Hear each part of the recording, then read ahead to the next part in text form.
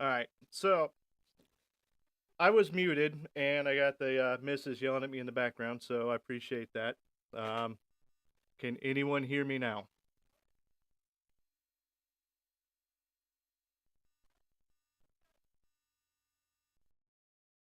All right, I know that we've got these delays going on. Can anyone hear me?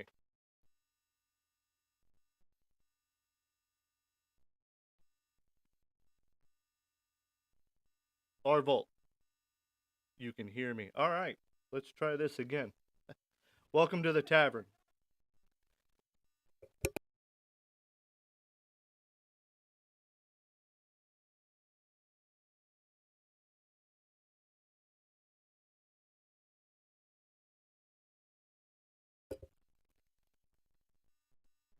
Five by five. Sounds good to me. All right, let's try this once again. Welcome to the tavern.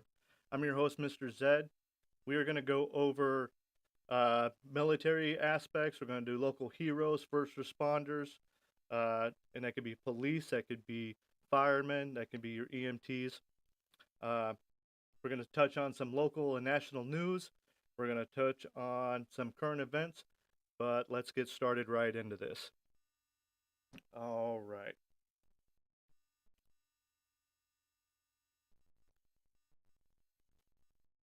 All right, so right here, we've got this gentleman here, this guy right there, if you can see him. This young man here was going through the streets of Buffalo when his vehicle basically ran out of gas. He had been helping other people. Yeah, I have inherited Katie's tech issues. That's the downside to be marrying to an older lady. Anyway, this young man here, he was driving through Buffalo, from what I am understanding, and his vehicle ran out of gas. He, in the process, had been picking up some people that were having some issues of their own, and ended up breaking into a school. And he broke into this school because it was close by, and it was to get them out of the actual the weather, freezing temperatures. And as you can see, some of the people he got, this young lady here had a dog, nice, pretty little German Shepherd there. And you got these others here that he was pulling from the street because of the fact that they did not have any heat in their building, they didn't have any heat in their cars, they had ran out of gas, and he got them inside the school. Now, what's neat about this is when they got into the school, they got into the cafeteria, they got some food and some water, and in the process... What a bright spot in that forecast. Well, a long way to go. We don't want any of that. See? All right, so while he was inside this school, he actually left an apology note. What a bright spot in that forecast. Well, a long way to go is Buffalo. And an apology note said, "I'm terribly sorry about breaking the school window and for breaking into the kitchen." And he kind of explained a little bit about why he did it, and which is pretty awesome. The fact that most of us growing up, we were trying to break out of school. We were ditching left and right. And here we are, we got this guy breaking into school and bringing people back into it. So I want to say that people like this, and here's the actual note here, it says, "To whoever it may concern, I'm terribly sorry about breaking into the school window and for breaking in the kitchen. Got stuck at 8 p.m. Friday and slept in my truck with two strangers just trying to not die. There were 7 elderly people also stuck and out of fuel. I had to do it to save everyone and get them shelter and food and a bathroom. Merry Christmas, Jay." Jay, I don't know if you'll ever see this, but I want to say thank you. Thank you for taking these people out of the weather. As someone that doesn't like the cold myself too much, it is absolutely commendable that you would do this and risk going to jail over getting these people some safety. So I appreciate it, Jay. All right, now this other story here. This is a 10-year-old boy that saved his mom while playing in a pool. Now, what's remarkable about this is she had a seizure, and he had enough wherewithal to actually grab a hold of her and pull her to safety until additional help came in. And this happened in August. So I'm going to play this clip here because it's actually pretty neat.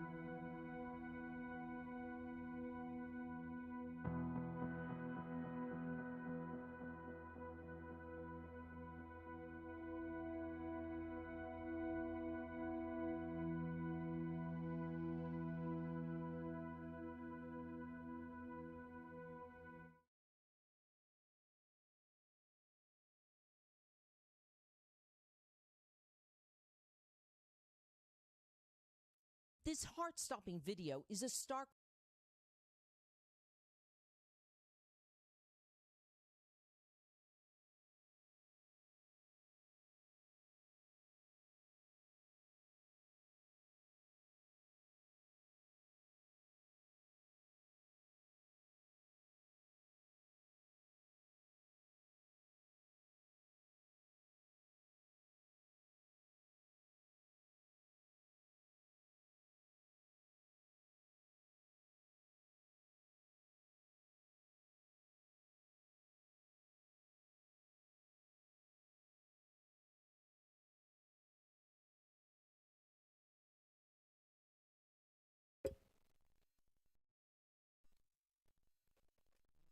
All right, there we go. Again with the audio issues. I am going to fire my tech advisor, Katie, real quick on this one. All right, so getting back to this young man. He had enough wherewithal to pull his, or see that his mother was actually diving in or having a seizure in the pool. He dove in and pulled her to safety, pulled her over to the ladder, and then held her head above water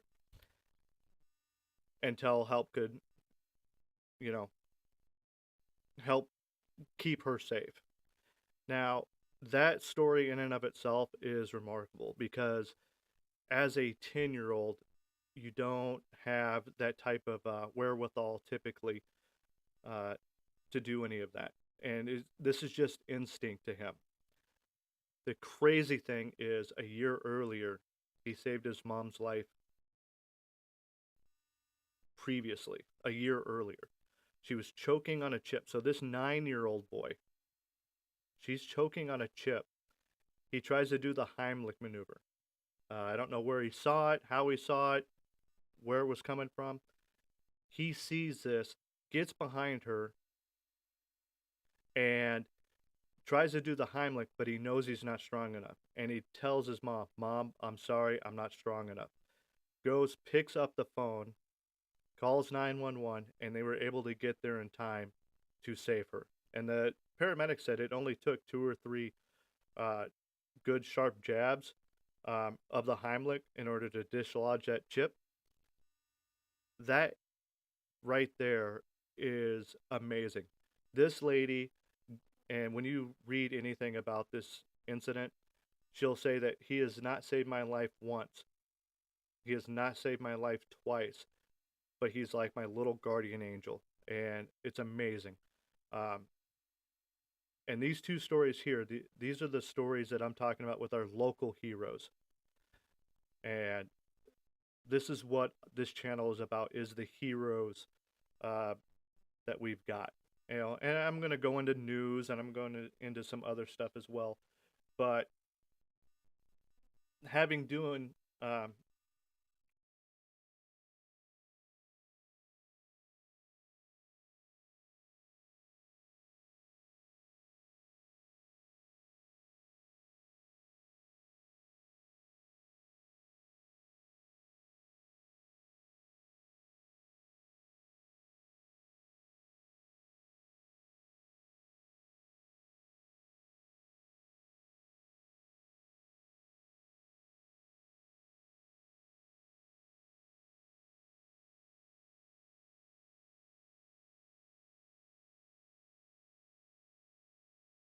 here. All right. So if any of you are, let's take me out of the picture right quick. If any of you are looking up at the stars, you know, for those of you that believe that the Earth is not flat and we have a space and all that. Anyway, uh, tonight and for the next couple of nights, you're going to be able to see pretty much all of the planets up in the sky. All right, from Mars all the way over to Mercury, Uranus, Jupiter. So if you're kind of a, you know, looking up the stars kind of person, you'll be able to see all the planets. Get you a little Google app. It'll show you space, and you'll be able to get up in there. All right. Do we have anything else? I see that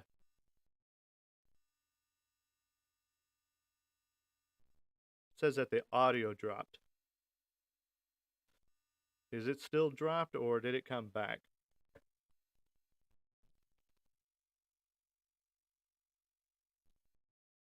Yeah, I'm kind of calling Steven out a little bit on that. Just a little bit, not a lot. All right. And Katie says space is fake. Well, take it as you like it. All right. And then the next thing that we've got going on, Mr. Kim Jong-un vows to exponentially increase the nuclear warhead production. So this is something that we all need to be kind of watching on the backside. We've got the Ukrainian thing going on. Yeah, big deal.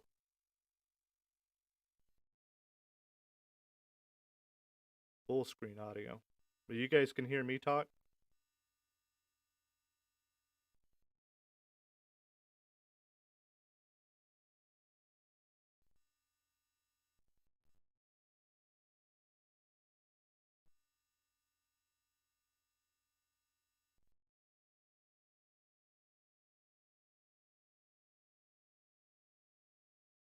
Let's see here.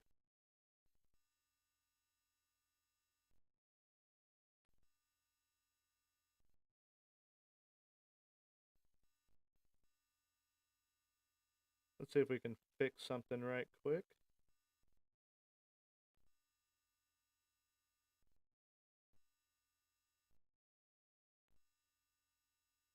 All right, so if I do this, can you guys hear me now? Now that the full screen is up?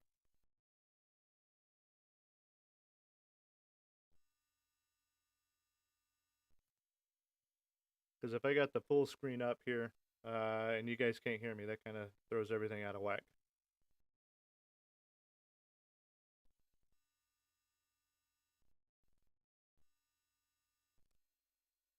All right, we're going to go back here to Kim Jong-un.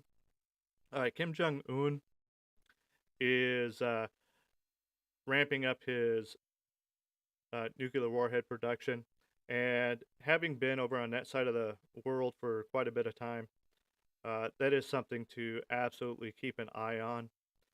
What we have is South Korea that is obviously touching them. He's got China right there. He also has Japan. We've got Taiwan. And if he's doing what he says that he's doing, he's trying to make missiles that can get to at least the West Coast. And if we can get to the West Coast and get to Hawaii, and that's some of our territory that we have that we want to keep an eye on. That we don't want to have him uh, just unabashedly just coming in and just willy nilly just start firing stuff however he feels like. Because the one thing about the North Korean missiles is they're very unreliable. They go off target quite a bit, and it would be a sad state of affairs if one of these that he was testing actually hit something that was unintentional, because that will throw us into a whole new issue on the world stage. And right now, we've got enough of our assets and our money tied up in the Ukraine. We don't need to be tying up ourselves in something as silly as this. So we just want to make sure we're keeping an eye on it. All right. So now the next thing we got is the Pope. Now this right here is Pope Benedict the 16th. He passed away, I believe it was on Saturday. Now, popes die, that happens. But normally when a pope dies, there's a whole big procession, and we have, the swearing in of a new pope. Well, this pope here is the first pope in over 600 years that actually quit. I think that's the best way to put it. He retired, and he's the first one in over 600 years that came in that was pope and then said, you know what, I'm done. I don't want to do this anymore. And then they pulled in a new pope. So normally we'd have this big procession, swearing in it, or not swearing in, but what they would do is they would all get together and vote, and it's this big long hoopla. But we don't have to do that because this pope retired, and now we've got the pope we've got now. Katie, she's Catholic. She knows who the new pope is. I'm just here reading the news article. And the West Coast, no, I don't think we need a whole lot of the West Coast, Katie. The West Coast is beautiful. However, I kind of agree with you. It's kind of a null and void at the moment. All right, and the next thing that we've got going on here is this handsome young man. All right, so in Idaho, not too long ago, we had several young college students get murdered. This is the gentleman that they have in custody right now for that. And let's see here.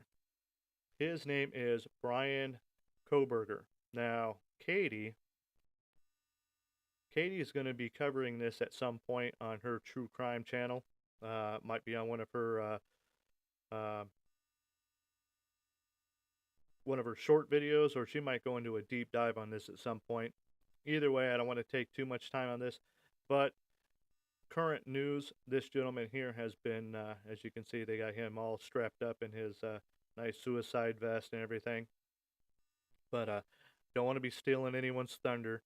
However, she's going to take this one here. I just want to keep this in the news that we do have a suspect in custody on this.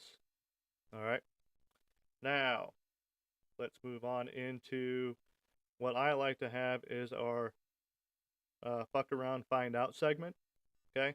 And this is something that I think is not only applicable to animals, okay, humans, it could be a mixture of the both. And this one right here happens to be a mixture of both. So, we'll take a look at this and see how this one right here plays out.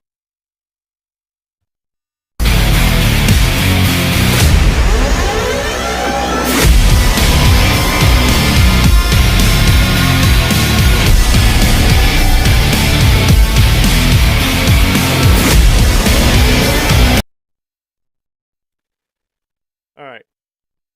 If anyone knows me, I like animals more than I like people. I like animals more than people, and if you abuse an animal, they have every right to strike back. Oh, Katie says it was very loud. Let's see here. Oh, look at that. Whoops.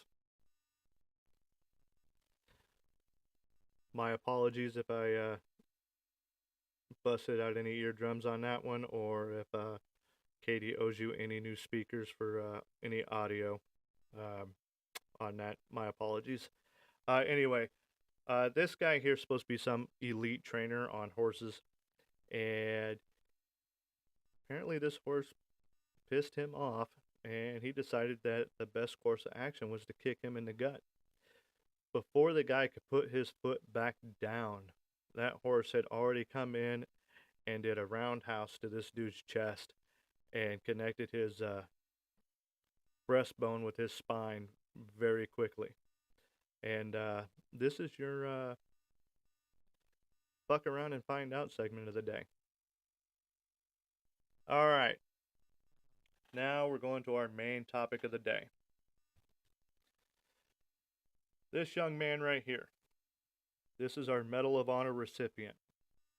His name is Charles Jean Abrell. He fought in the Korean War and U.S. Marine Corps corporal. All right. So I'm going to give you a little background on him before I get into the citation. Born August 12th, 1931 in Terre Haute, Indiana. Okay. He passed away in June 10th, 1951 in North Korea. And he's currently buried in the West Lawn Cemetery in Farmsburg, Indiana. So if you want to go out that way and pay some respects, he is out that way. And he was actually given his presentation. The Medal of Honor was given to his mother by Secretary of the Navy Dan A. Kimball back on September 4th, 1952. So let me just give you a little bit of, kind of what he did. He was a fire team leader with Company E, and in Korea, he was against some enemy forces. Now, what he was doing was he was like most good Marines do, we charge hills. He went and, with his company, was trying to get fortified enemy hill positions when his team got pretty much locked down. They couldn't progress. They couldn't move forward. So what he ended up doing was he fought his way through automatic fire. All right, so he had machine guns shooting at him. Now, having had machine guns shot at me, it's not something that is fun. I can think of better obstacle courses to go do. Ninja Warrior competitions seem a little bit more fun than what this guy was having to put his life through. But he did it. He did it for his team. He did it for his comrades, his teammates. All right. So he ends up hauling ass up this hill, going through enemy gunfire. He gets wounded several times. Okay. From hand grenade fragments, and he still continued on.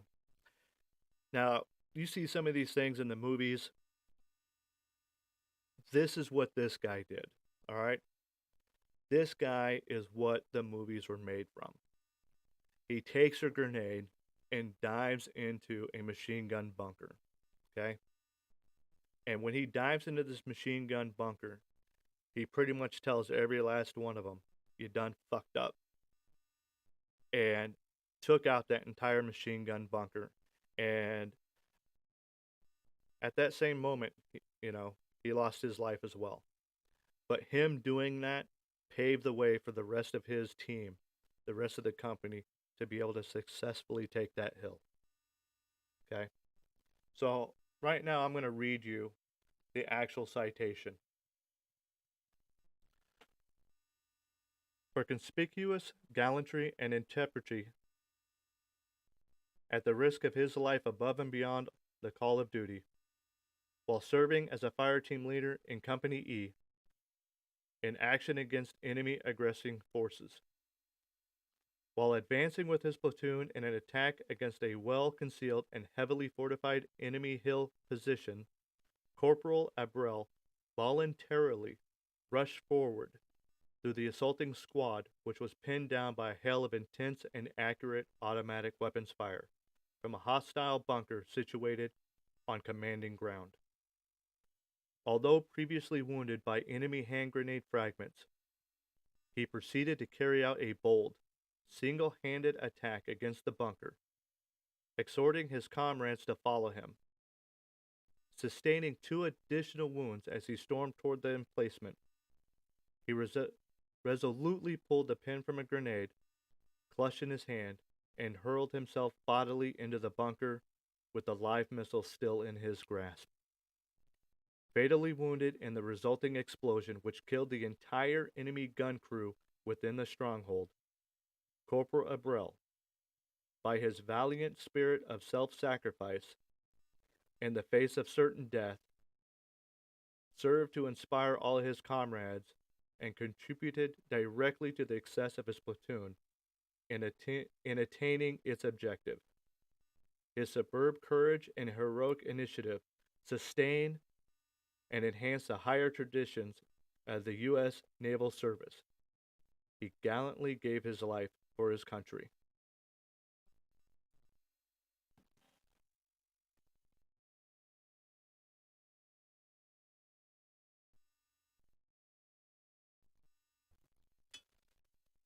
All right.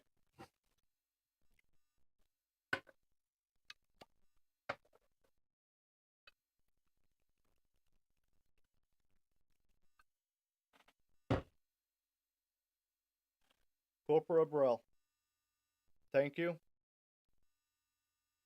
Semper Fi.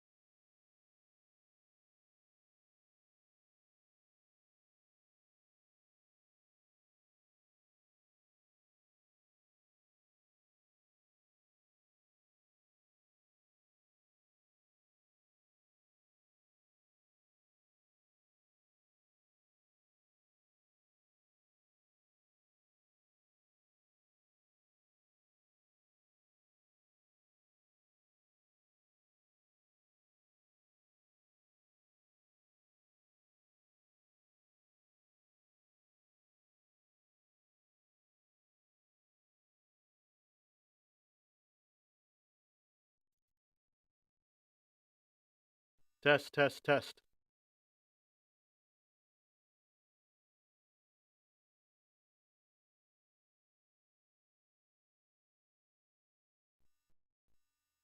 Can you hear me? Gotta love this delay, because you'll never know. It's like 8 seconds, I think it is, at the minimum.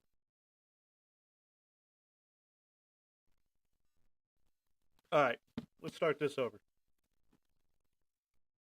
The book of this day in history. This was given to me by a good friend of mine. Y'all might know him, Steven. And I told him if I ever got this channel that I've got going on set back up, that I would definitely be reading out of this, because I think this is one of the most fascinating things. Uh, just got the history. Again, history buff. I like history. So this is what we're going to do. I'm going to read a couple of excerpts off of January 1, because that's today. And I'll let you know what the most important of these things is. All right. 1863. The Emancipation Proclamation becomes law in the Confederate-held states. The law freed more than 3 million slaves in the rebelling Southern states, but excluded nearly 1 million slaves held in states loyal to the Union. About 50,000 slaves in the areas where the Union Army was active were freed immediately. That's pretty cool. Okay? And, you know, in 1898, New York, the greater New York City was formed. Yeah, whatever. Can live without that. 1959, Fidel Castro's forces overthrew the government of Cuban dictator Fulgencio Batista. Okay, so this is the date that in 1959 that Fidel Castro decided he was going to take over Cuba. 1983, apparently the internet was created. Okay, Advanced Research Projects Agency Network, ARPANET, officially changed to using the Internet Protocol, which is IP, suite to transmit information, making ARPANET an early component of the new Internet. All right, big deal. I mean, who needs that? Obviously. 1993. Now, I had to let Katie know about this. Apparently, she was breaking into schools or something. Czechoslovakia was broken up into the Czech Republic and Slovakia. Okay? The breakup followed the peaceful Velvet Revolution of 1989, and is sometimes referred to as the Velvet Divorce. Okay? Now, all of those are really cool and all, but I'm telling you right now, that's not the most important thing that happened on January 1st. January 1st, 1977, okay? The greatest thing that ever graced this planet happened, and you're looking at him. No, I'm kidding. It is my birthday. It is January 1st. It just so happens that I chose today to start the streaming, and I appreciate you guys being here with me. Obviously, there's going to be some trials and tribulations with this tech, which should only have one button, but hey, it is what it is, and I appreciate you guys being here with me. I see Arvolt, I see Katie, Conspiracy Pilled. I appreciate you guys being here, and I hope you all have a great day and enjoy the new year. Thank you again for showing up, and I will talk to you all later. Thank you.